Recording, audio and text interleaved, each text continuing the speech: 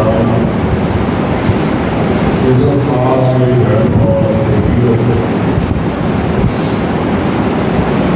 سید الاولین والآخرین شفیع المذنبین حضرت محمد مصطفیٰ احمد مصطفیٰ صلی اللہ علیہ وسلم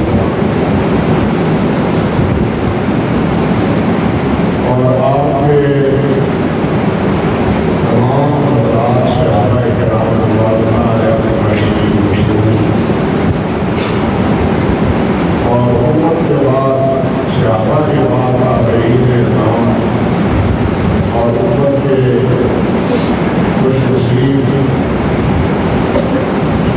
پیروکار، ان تمام کے لیے جو اللہ سبحانہ و تعالیٰ نے قرآن مجید میں بشارتیں دی ہیں اور نبی علیہ السلام نے ان کے مقام اور مرتبے کو جو بیان فرمایا ہے،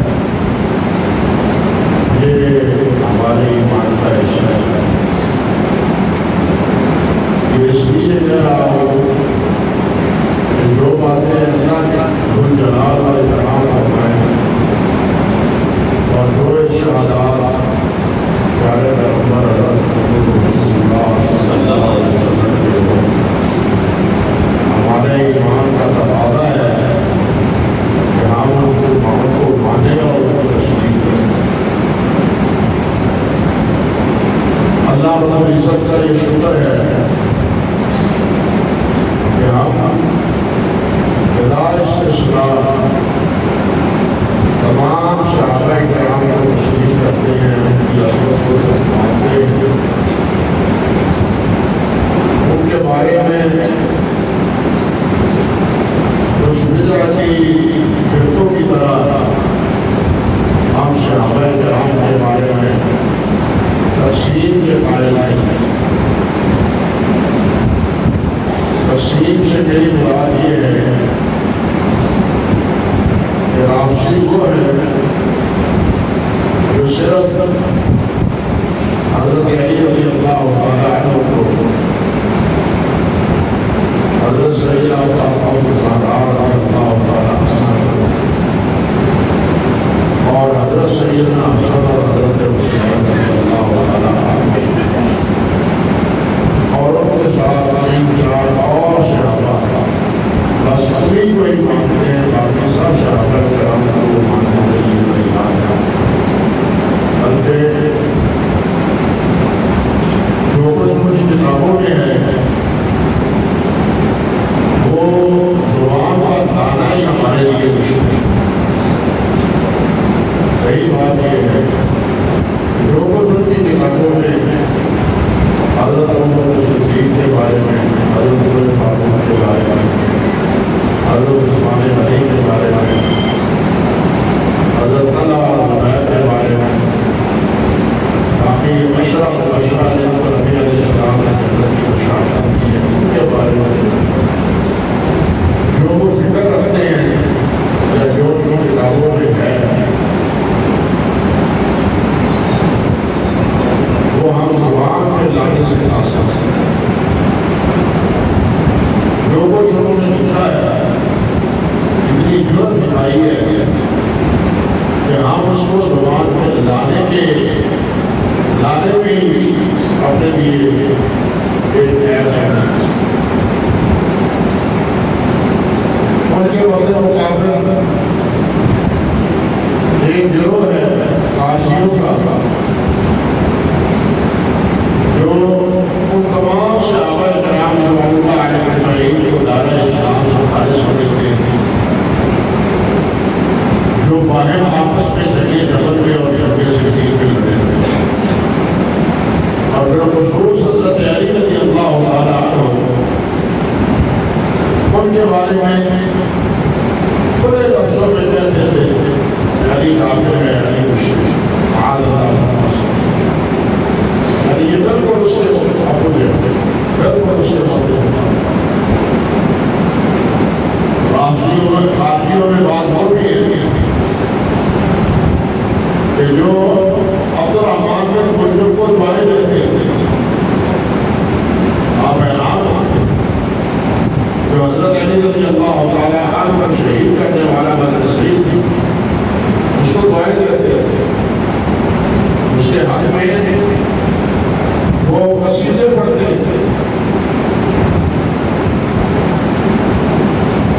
اس لیے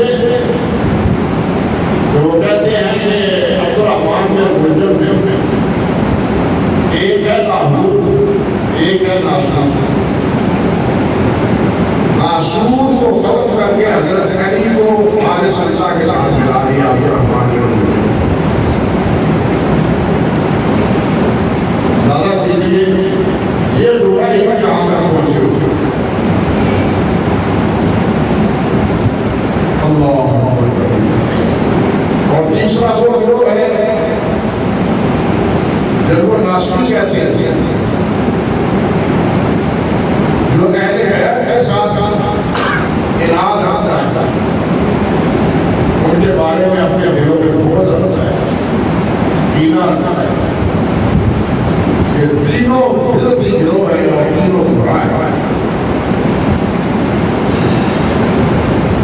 بغداد سنت آل حدیث محدثین رحمہ اللہ یہ تمام صحابہ کرام رضوان اللہ علیہ اجمعین کی عظمت کو تشریح کرتے ہیں اور ان سے دل و جان سے محبت کرتے ہیں کیوں محبت نہ کریں جب اپنے فضل نبی کریم صلی اللہ علیہ وسلم نے ان سے محبت کرنے کا حکم دیا جب اللہ کے رسول نے حکم دیا اگر ایمان والوں کا تقاضا ہے ایمان والوں کا تقاضا ہے کہ وہ ان سے محبت کریں اس کے بعد کیا باقی رہ جاتا ہے جب اللہ کے رسول ہی ہونا حضرت حسن ہے حضرت حسین ہے عجیب اتفاق ہے کہ سارا تذکرہ صرف حضرت حسین کے ساتھ وابستہ ہے رضی اللہ تعالیٰ عنہ حضرت حسن کا کہیں کوئی ذکر ان کا نام نہیں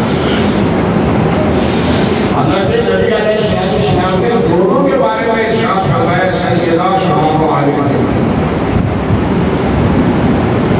یہ میرے بیٹے دونوں اہل جنت کے نوجوانوں کا سرکار ہے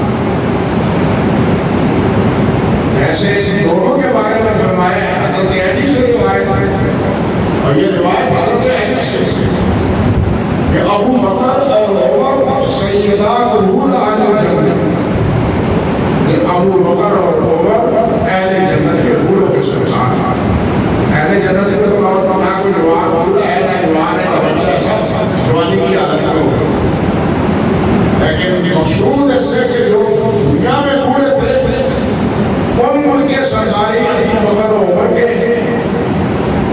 حصے میں آئی ہے اور نوجوانوں کی سرکاری حضرت حسن اور حضرت حسین رضی اللہ تعالیٰ عنہ کے حصے سے صحیح بخاری میں ہے کہ حضرت حسن رضی اللہ تعالیٰ عنہ کا چہرہ مبارک کر کے حصہ سینہ مبارک یہ نبی علیہ السلام کے ساتھ ملتا جاتا اور حضرت حسین رضی اللہ تعالیٰ عنہ کا یہ اتنا دھڑ یہ نبی کریم صلی اللہ علیہ وسلم سے گزاری ہوا تھا حضرت حسین رضی اللہ تعالیٰ عنہ اور دونوں کے بارے میں نبی علیہ السلام نے اللہ تعالیٰ عزت سے دعائیں کی کہ اللہ انی احبہما فاحبہما وَأَبْغَضُ نِسْبَةً فَأَبْغَضَهُمَا کہ اللہ میں ان سے محبت کرتا ہوں جو ان سے محبت کرتا ہے دونوں سے اللہ دور بھی ان سے محبت کرتا ہے اور جو ان سے بول رہتا ہے اللہ ان سے دور ہوتا ہے آپ کو ایماندار ایسا ہو سکتا ہے کہ جو حضرت حسن اور حضرت حسین کے بارے میں اپنے دل میں بہت رکھتے ہیں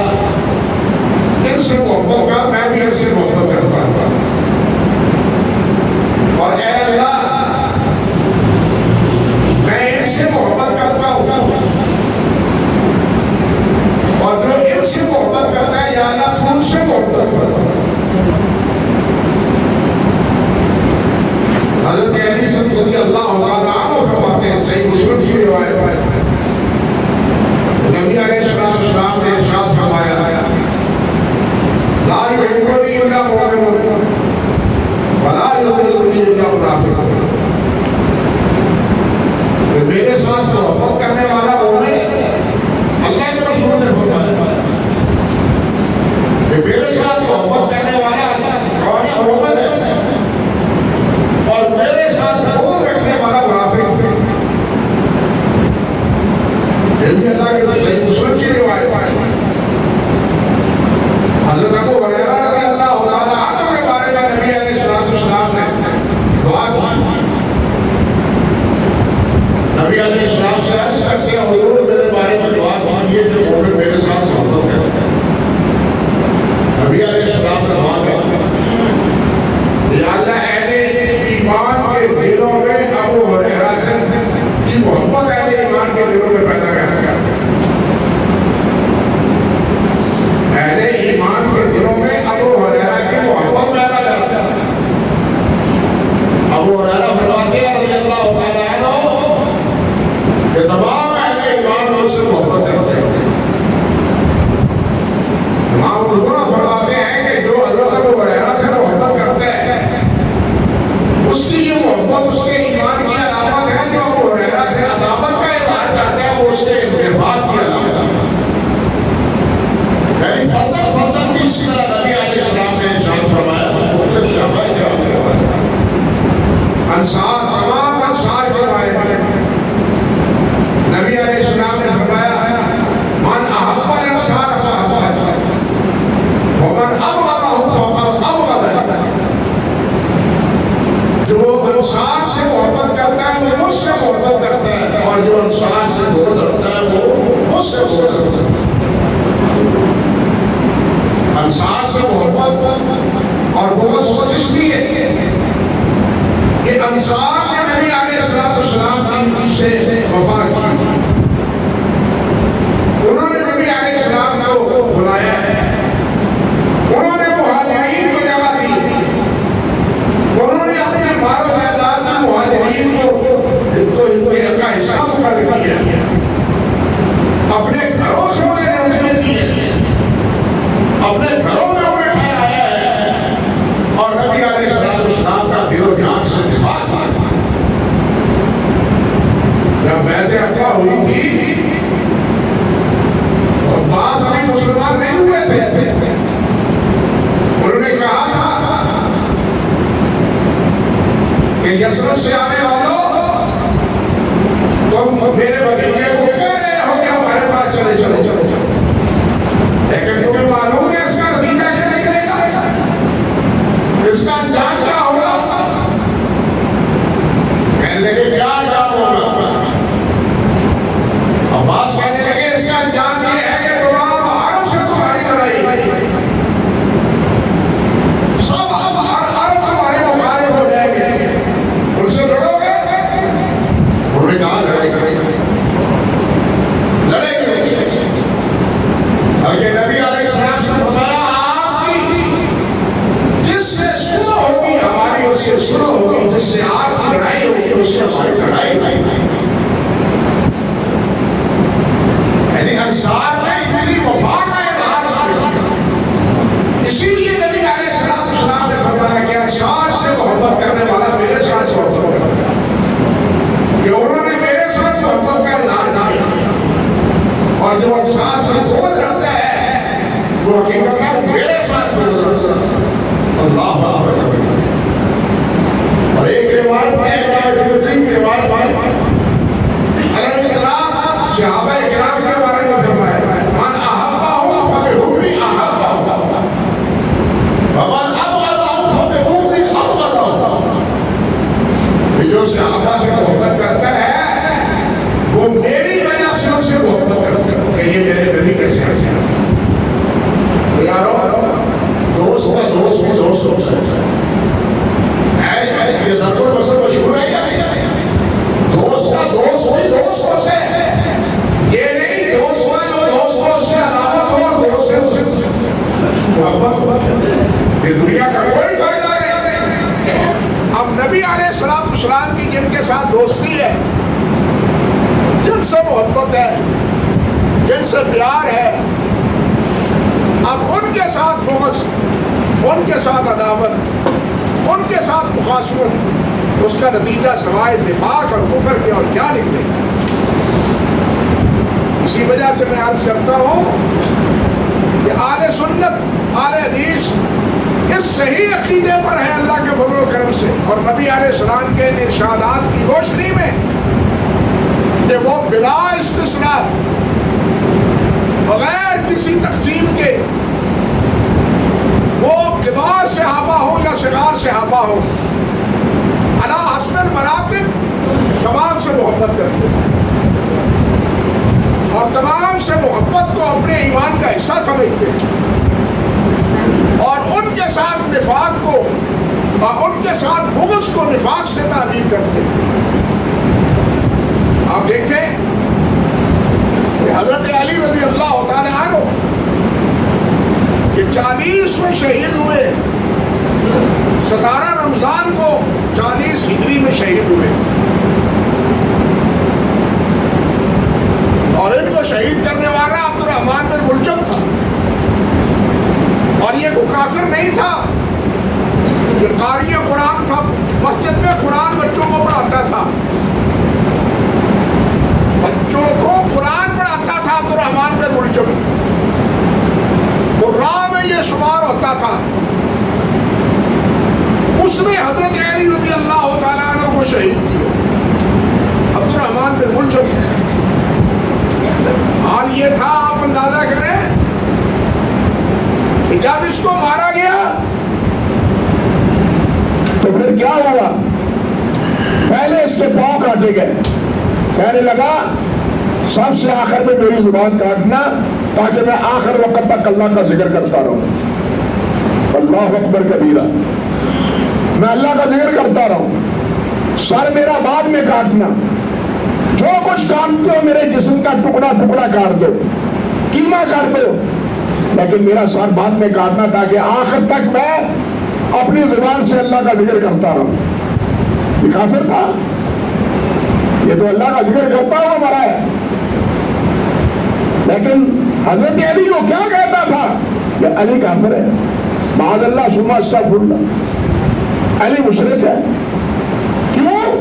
کہ علی نے جنگ صفین میں حکم تسلیم کر لیا، حکم مان لیا، فیصل مقرر کر لیے، حالانکہ حاکم تو اللہ ہے، الحکم الا للہ، حاکم اللہ ہے۔ اس بنیاد پر وہ حضرت علی رضی اللہ تعالیٰ عنہ کے در پہ آزار ہوا اور وہ اکیلا نہ تھا بلکہ پوری ایک جماعت تھی۔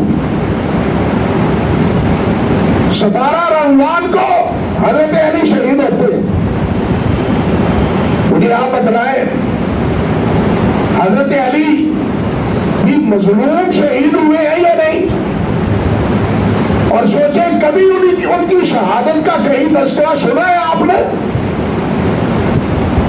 اگر تذکرہ سنتے ہیں یا اشتہار دیکھتے ہیں تو مولود کعبہ تک کا تو دیکھ لیتے ہیں، شہادت علی کا نہیں دیکھتے۔ یہ امر واقعہ ہے یا نہیں؟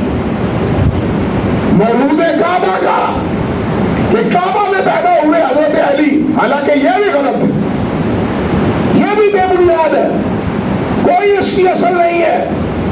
حکیم بن ہزام پیدا ہوئے تھے بیت اللہ میں، حضرت علی بیت اللہ میں پیدا نہیں ہوئے تھے۔ مورخین نے حضرت علی کی جائے پیدائش علیحدہ ذکر کی ہے، یہ میرا موضوع نہیں، ورنہ میں اس کی بھی نشاندہی کرتا۔ عرض کرنے کا مقصد یہ تھا کہ کبھی آپ نے 17 رمضان جو حضرت علی رضی اللہ تعالیٰ عنہ کی شہادت کا دن ہے، کیا کسی نے جو کہتے ہیں کہ حضرت علی امام ہے، وہ معصوم ہے، کیا ان کا یوم شہادت کسی نے منایا ہے سوائے حضرت حسین رضی اللہ تعالیٰ عنہ کے؟ سوائے حضرت حسین کے حضرت علی کا نام بھی نہیں لیتے، حالانکہ شہید وہ بھی ہوئے۔ بھائی نام لو، حضرت عمر کا نام نہ لو، حضرت عثمان کا نام نہ لو، تم نے تو لینا ہی نہیں۔ ہم تو ان کا بھی ذکر کرتے ہیں اور ہم حضرت علی کا بھی ذکر کرتے ہیں. ہم شہادت عمر کو جہاں ذکر کرتے ہیں, عثمان کی شہادت کو بھی ذکر کرتے ہیں, حضرت علی کی شہادت کو بھی ذکر کرتے ہیں. جس طرح مناقب ابو بکر و عمر و عثمان کے بیان کرتے ہیں, حضرت علی کے بھی بیان کرتے ہیں.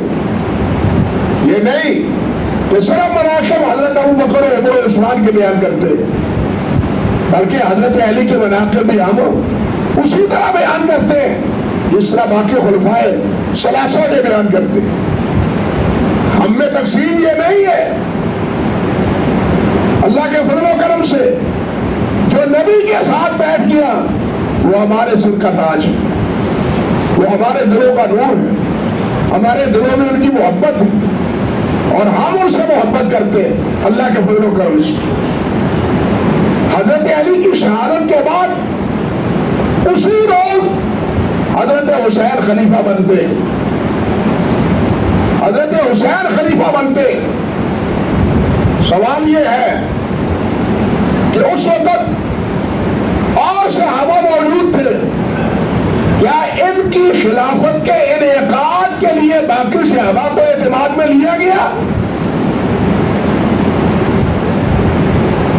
باقی صحابہ کے اتفاق کو یا ان سے مشورے کو شامل کیا گیا؟ میں صرف یاد دہانی کے طور پر عرض کرتا ہوں کہ یہ تو کہتے ہیں بادشاہت آ گئی, بادشاہت آ گئی, بادشاہت آ گئی. باپ کے بعد بیٹا, بیٹے کے بعد پوتا, پوتے کے بعد جناب پوتا, یہ بادشاہت ہے. یہ اسلامی حکومت کے منافی ہے. تو سوال یہ ہے کہ حضرت علی کے بعد حسن, پھر ان کے بعد حسین, پھر ان کے بعد بیٹے, پھر ان کے بعد پوتے, پھر ان کے بعد پڑپوتے, پھر ان کے بعد چپوتے, کیا یہ بادشاہت نہیں ہے؟ ادھر ہے خلافت تو پھر وہ خلافت ہے, پھر بادشاہت نہیں ہے. دوسری طرف چلی جائے تو پھر وہ بادشاہت بن جاتی ہے. یہ کیا پھر نگری ہے؟ یعنی یہ کیا تقسیم ہے؟ لیکن حضرت حسن رضی اللہ تعالی عنہ وہ خلیفہ بنتے ہیں اور ہم مانتے ہیں کہ وہ خلیفہ تھے اور نبی علیہ السلام نے ان کی خلافت کی بھی بشارت دی, بلکہ اس سے آگے بھی ایک اور بات ارشاد فرمائی. صحیح بخاری میں ہے, حضرت ابو بکر فرماتے ہیں رضی اللہ تعالی عنہ, سمیت النبی صلی اللہ علیہ وسلم, سمیت النبی صلی اللہ علیہ وسلم علی المنبر.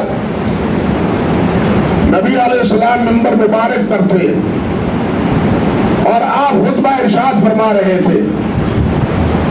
خطبے کے دوران فرماتے ہیں من حسن الی جنبہ, اور نبی علیہ السلام کے ایک طرف منبر پر حضرت حسن بیٹھے ہوئے ہیں, حضرت حسن بیٹھے ہوئے ہیں. ينظر الى الناس مرة وإليه مرة, کبھی صحابہ کرام کو دیکھتے ہیں جو سابعین ہیں اور کبھی حضرت حسن کو دیکھتے ہیں, کبھی ادھر دیکھتے ہیں, کبھی سامنے بات کرتے ہوئے دیکھتے ہیں. دونوں کی طرف التفات ہے نبی علیہ السلام کا. اور اس حالت میں فرماتے ہیں وَيَقُولُ ابنی ھذا سید,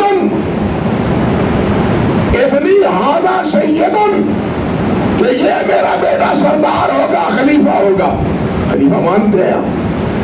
میں نے اس لیے عرض کیا کہ اس لیے مانتے ہیں کہ نبی علیہ السلام نے فرمایا کہ آپ سید ہیں, ہم مانتے ہیں آپ کو خلیفہ, ان کی خلافت کو تسلیم کرتے ہیں. اور ساتھ یہ بھی فرمایا وَإِنَّ اللَّهَ يُصْلِحُ بِهِ بَيْنَ فِئَتَيْنِ عَظِيمَتَيْنِ مِنَ الْمُسْلِمِينَ, میرے اس بیٹے کی بدولت مسلمانوں کی دو عظیم جماعتوں کے درمیان اللہ صلح کرا دے گا. میرے اس بیٹے کی بدولت اللہ ذوالجلال مسلمانوں کی عظیم دو جماعتوں کے مابین صلح کرائے گا. اب یہ صلح کیا ہے؟ یہ صلح دو جماعتوں میں کیا ہے کہ ایک جماعت وہ ہے، ایک گروہ وہ ہے جو حضرت حسن رضی اللہ تعالی عنہ کا ہم نوا ہے، جو اس سے پہلے حضرت علی رضی اللہ تعالی عنہ کا ہم نوا ہے۔ حضرت علی کا، ان کے بعد حضرت حسن کا، اور حضرت علی رضی اللہ تعالی عنہ، اللہ اکبر، یہ دو گروہوں سے قتال ہوا ہے، جنگ صفین میں بھی، جنگ جمل میں بھی۔ جنگ صفین میں شام کے حضرت معاویہ اور شام کے باقی مسلمان گروہ میں، اور جنگ جمل میں حضرت طلحہ اور زبیر اور حضرت عائشہ صدیقہ جو اس گروہ کی نیابت کر رہے تھے، شہادت کر رہے تھے۔ اللہ اکبر کبیرہ، دونوں کے مابین مصالحت ہوئی جنگ جمل کے مابین۔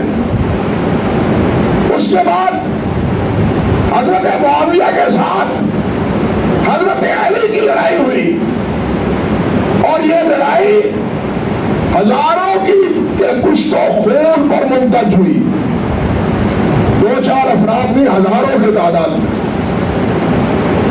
اس کی طرف اشارہ کرتے ہوئے نبی علیہ السلام نے فرمایا کہ میں مسلمانوں کے دو عظیم جماعتوں کے مابین یہ میرا بیٹا صلح کرائے گا۔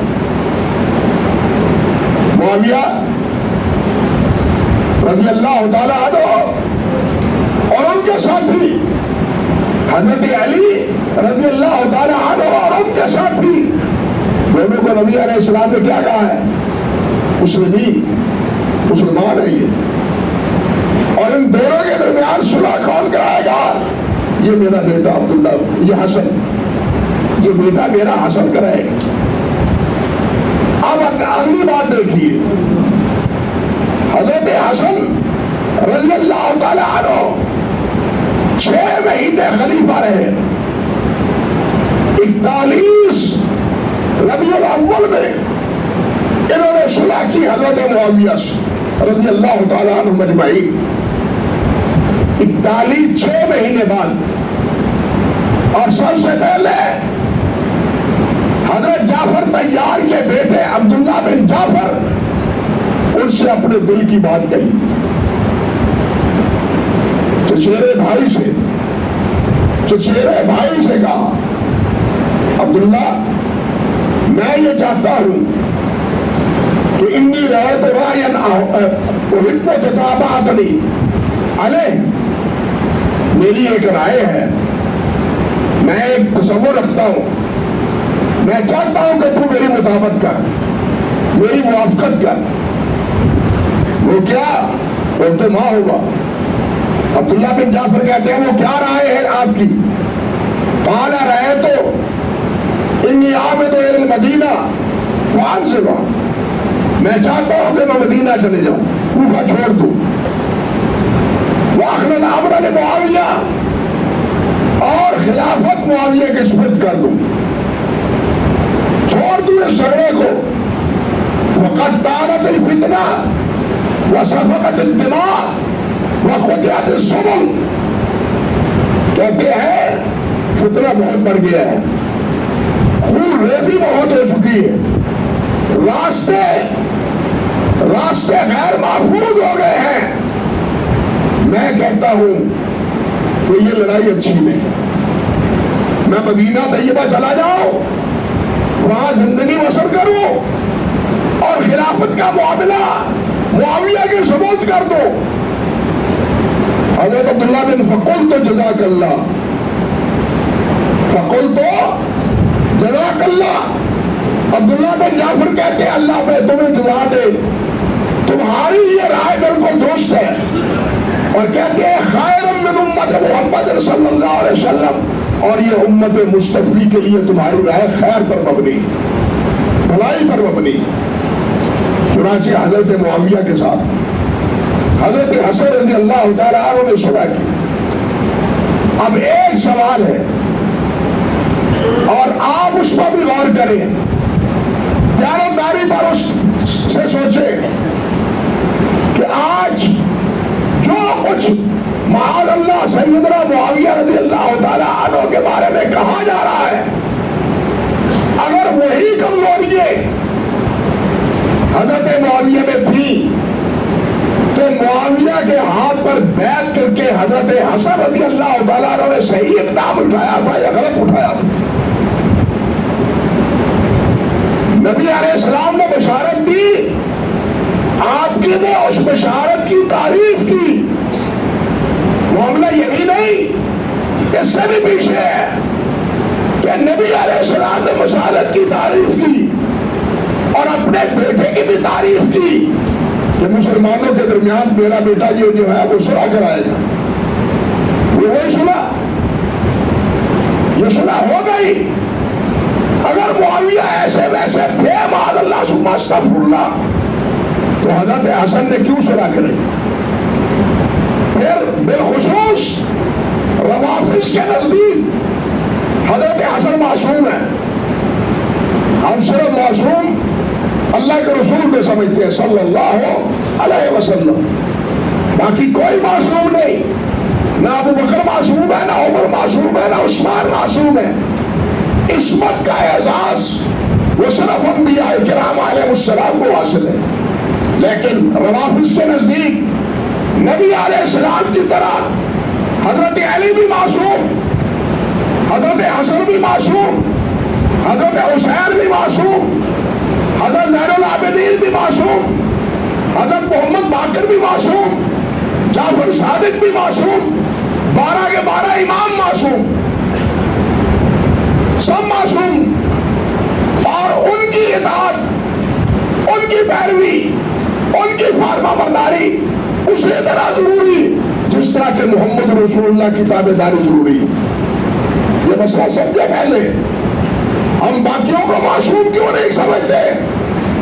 ہر ایک کے فتوے رائے قول پر اختلاف ہو سکتا ہے، لیکن محمد رسول اللہ سے اختلاف نہیں ہو سکتا۔ امام مالک کیا فرمایا کرتے تھے؟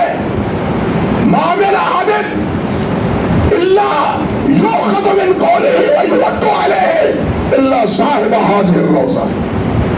کوئی بھی آدمی ایسا نہیں، ہر آدمی کی بات کو رد بھی کیا جا سکتا ہے، اس کو قبول بھی کیا جا سکتا ہے، لیکن اس روزے والے کی بات کو رد نہیں کیا جا سکتا، اس کو قبول ہی کرنا ہے۔ کیوں کہ یہ غلط بات کہتے نہیں، وما ينطق عن الهوى ان هو الا وحی یوحی، کہ محمد رسول اللہ جو کہتے ہیں وہ حق کہتے ہیں، غلط کہتے نہیں۔ آپ معصوم ہیں، لیکن روافض کے نزدیک 12 کے 12 امام معصوم ہیں، اس لیے ان کے نزدیک 12 کی اطاعت اسی طرح فرض ہے جس طرح اللہ کے رسول کی اطاعت فرض ہے۔ اب سوال یہ ہے کہ معصوم نے بیعت کر لی حضرت معاویہ کی تو معصوم یا تو معصوم مانو، اگر بیعت غلط ہے تو پھر معصوم غلط ہے، بات سمجھو نا، عصمت غلط ہے، عصمت نہ رہی، بلکہ حضرت حسن کو جب انہوں نے شروع کی، بعض وہ بھی بدنصیب تھے جو کہتے ہیں السلام علیکہ یا آل المؤمنین معاذ اللہ ثم استغفر اللہ، سلام ہو تم پر اے مسلمانوں کو ذلیل کرنے والے۔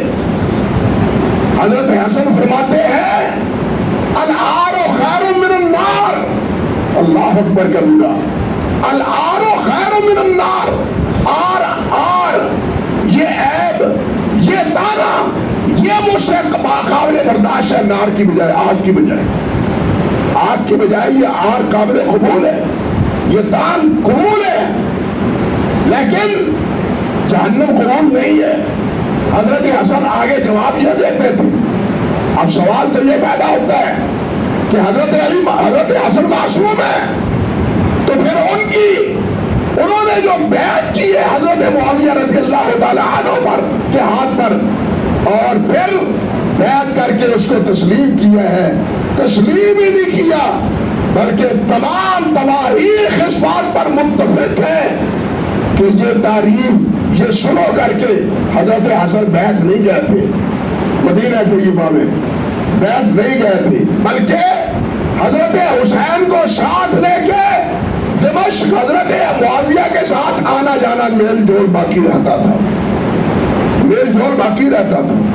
بدایہ میں حافظ ابن کثیر رحمۃ اللہ علیہ نے لکھا ہے کہ حضرت حسن اور حضرت حسین رضی اللہ تعالی عنہما یہ دونوں جاتے تھے، اور حضرت معاویہ رضی اللہ تعالی عنہ نے ایک بار انہیں 2 لاکھ روپیہ دیا خدمت کے لیے، خدمت بدارت کے لیے، ضرورت کے لیے۔